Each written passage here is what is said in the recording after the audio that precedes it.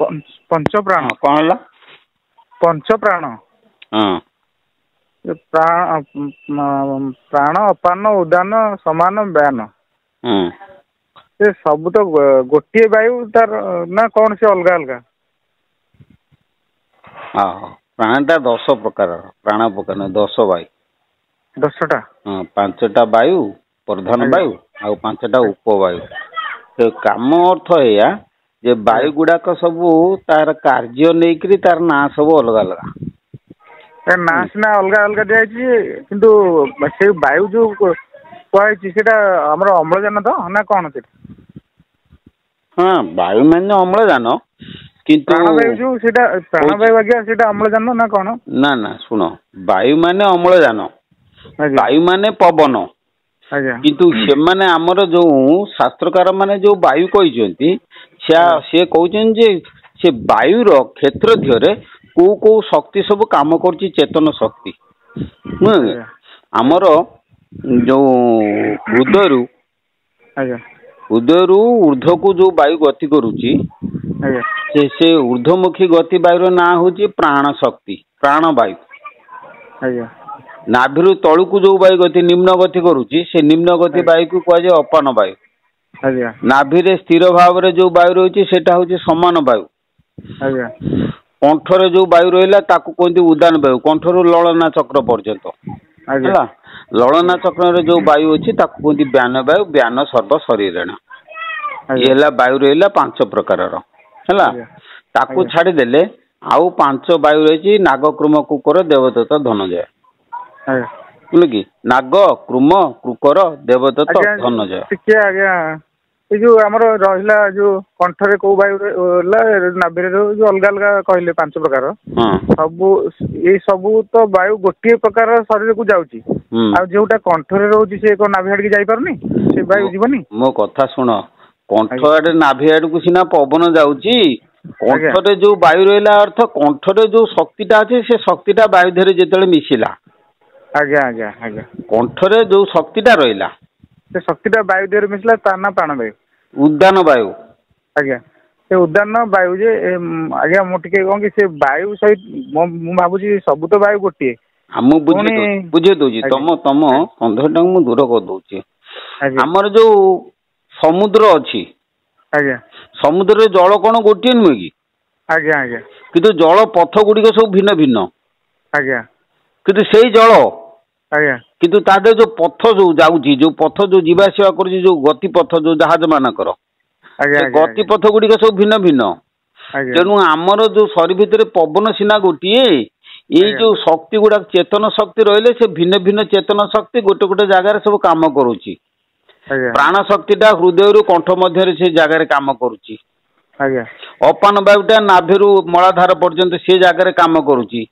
समान वायुटा नाभिरु तले पूरा जो पेटरे जो समान वायु सेटा रहा समान वायु तक सेठी से काम करुच्ची कौन बुझिपारे ना तेणु कौ जगार कौ शक्ति काम करुच्ची सेगुड़ा सब से वायु बोली से कहते से जगार से चेतन शक्ति सब गोटे गोटे जगार काम करुच्ची तेणु वायु को सी 5 भाग में विभक्त कर अर्थात कार्य भेदरे वायु हूँ 5 भाग जो वायु आमर हजम करुच्ची सेटा हूँ समान वायु जो वायुटा आमर निश्वास प्रश्वास जाए हृदपिंड को परिचालना करुच्ची सेटा हूँ प्राण वायु जो वायुटा झाड़ा परिस्रा करुच्ची जो क्रिया द्वारा ताकू कहते अपान वायु जो वायुटा आम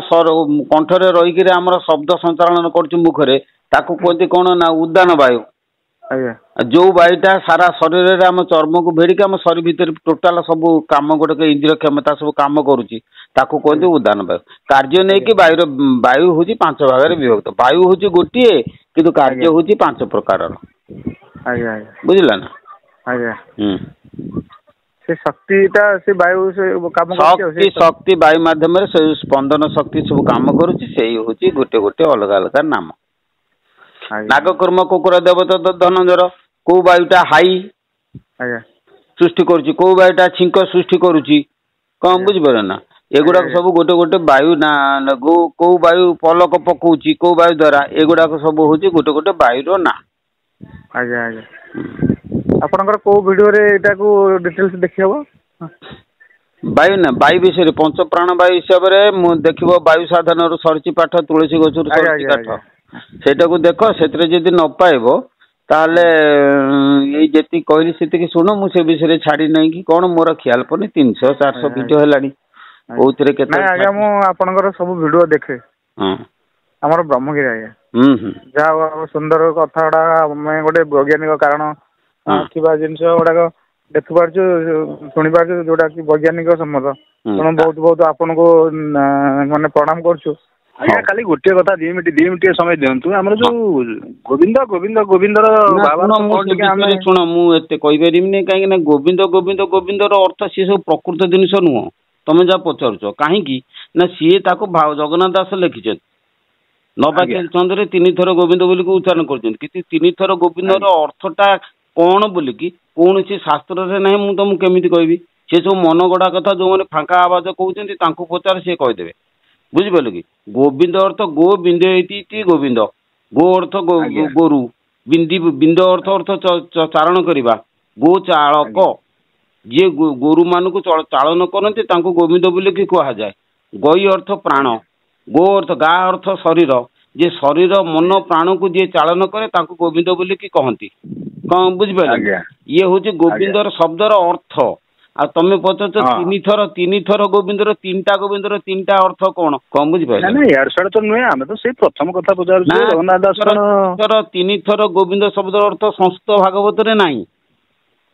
तमे जोटा को भागवत रो कोन टीका अछि कि आज्ञा आय